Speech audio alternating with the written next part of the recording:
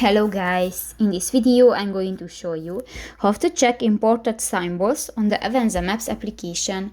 But first of all, I just want to mention, please don't forget to subscribe to our channel, because at 100,000 subscribers we are going to show you our YouTube revenue statistics and growth strategy, how to make money online. So let's jump into it. First of all, open the application on your device.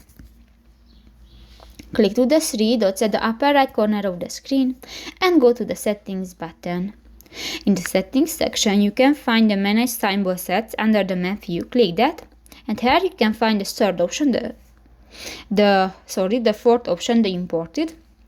And here you can check your imported symbols and you can add the name. But actually, I don't have any imported symbols. So that's pretty much it for this video, guys. See you in the next one. Bye bye.